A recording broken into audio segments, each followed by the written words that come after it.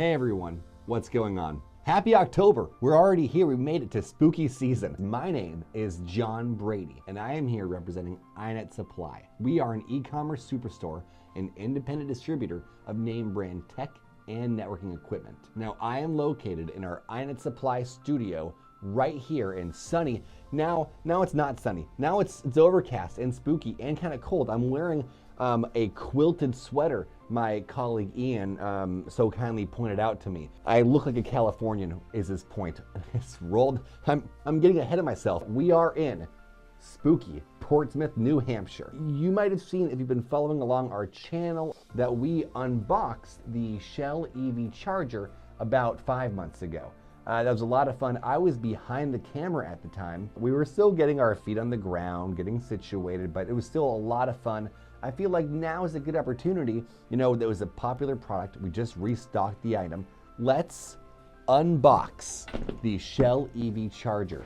But, you know, we've done this before. It's not our first rodeo, or is it? It's a newer, bigger first rodeo, because we're not just going to unbox here. We're also going to take this out on location to a friend of our company's house, and we're going to use their Ford Lightning truck. We're going to plug this in. We're also going to compare it with the EV charger that came with the Ford Lightning. I think after watching this video, you'll still be happy with the Ford Lightning charger that came with your car, but you might want this one as well. All right, now we're gonna unbox, take a deep dive into it, and then we'll see you on the other side. Let's get to it. You know it, we're getting to it. We're gonna start the unboxing now. All right, so the first thing we do is we take the carrying case, we grab the zipper on the end, and we zip it around. There we go. And now we're gonna open up the carrying case. We have the EV charger, the Shell charger in all of its glory. So the first thing we're gonna do is we're gonna remove the adapter. We're gonna unsheath the protector on the standard wall outlet. That's that right there, standard wall outlet. On this end, we have the 240 volt appliance socket. If you plug this adapter into the main unit, you can plug it into a standard wall outlet, albeit at a slower charging speed. Now check out this thick cable gauge as we remove it from the carrying case. Now we're going to unstrap the main unit here. We're going to unsheath the 240 volt appliance plug. Very nice, looks great. All right, so let's look at the main unit. And on the back, we have some more information here. All right, and now we have the SAE J1772 plug. This goes into the socket into your car. We're gonna put this back in the carrying case and we're gonna go on location. So I'll see you next in a Ford Lightning.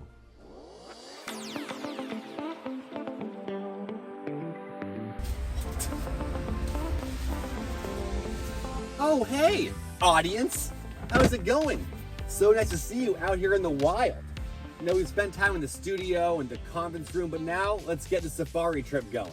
We are in the driveway of the owner of this brand new Ford Lightning. Now, I spoke with the owner of this EV and I asked him, how does it stack up with his other gas-powered motor vehicles? And he said that he hasn't even had the time to explore all the features of this Lightning. It's that new. We're going to take the time and explore all those features of the Ford Lightning. So let's get started. All right, so if you're one of the lucky few that already got their hands on one of these new Ford Lightnings, then you're also the owner of one of the Ford branded EV chargers. But you should also know that not all EV chargers are the same. And the Shell EV charger we have listed on the iNet Supply website has the bells and whistles that this Ford branded EV charger will not have. Now, let's discuss some of the bells and whistles as we open up the frunk.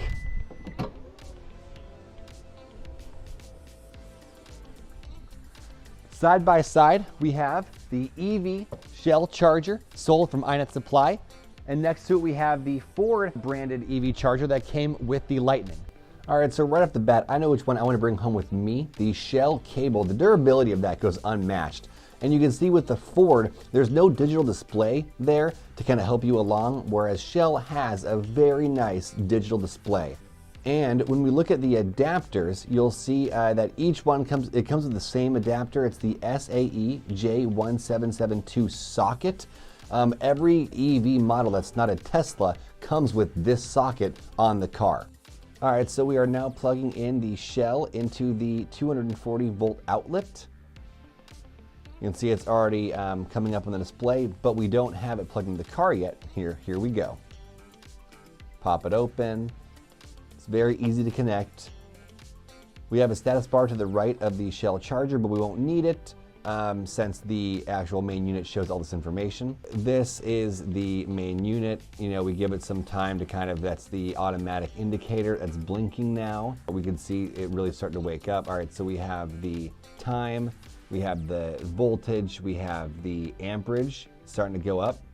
That's the automatic indicator going. 62 degrees Fahrenheit, got a temperature gauge. So we can see it's already at 26 amps, 31 amps. It's moving quickly. It's gonna top out at 40 amps, but we'll see. I mean, this is very quick. All right, so we're already at 40 amps. You know, it turns out we're actually now overcharging at 42 amps, and it's charging at 9.7 kilowatts. So pretty fantastic unit.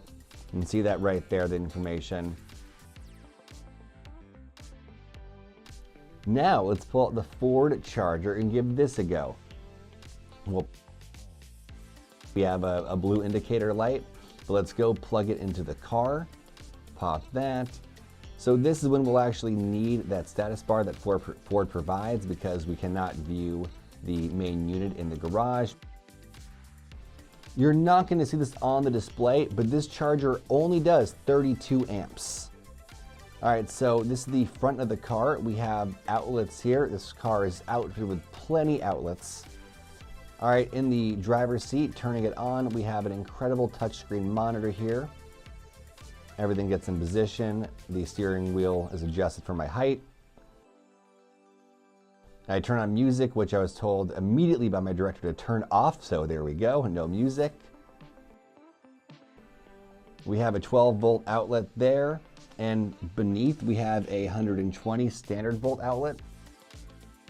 Right here we have our wireless charger. And on the left we have a USB-A and a USB-C. So this is a very nice feature where you can drop down the shifter and then the middle console, and then you have an area where you can put your laptop to work. All right, so the back of the car, very roomy. A lot you could do here with space. So what we're going to try and do is we're going to try and pull it out real quick. There we go, up, and then let's grab this. Takes a second to get that, but there we go. And now we have so much extra room. All right, so this is the back of the truck with one little button here. It lowers it for you automatically. And then we have this clamp here for if you're working, you need to set something up there. We have some outlets also in the back of the truck. It's in the bed. And this is it. This has been a lot of fun. Gonna celebrate here, and I will see you back in the studio. All right, guys, that was a lot of fun. I'm glad you came along with us on this journey to test out this EV charger against the one that came with the Ford Lightning. It was a lot of fun. It was a little chilly out there, but I'm glad we're back in our warm, cozy studio. We'll be back with another video in a week or two. I really hope you stick around. You should be liking this. Comment once or twice, 3 times. Engage with me, ring the notification bell, make sure you're subscribed, all that jazz. And I'll see you again right here. Thank you for joining us. Thank you for tuning in. Check out our website, iNet Supply. Serious deals, superior service. This is the video? Oh, yeah. Good. I'm just going to... Vroom, vroom.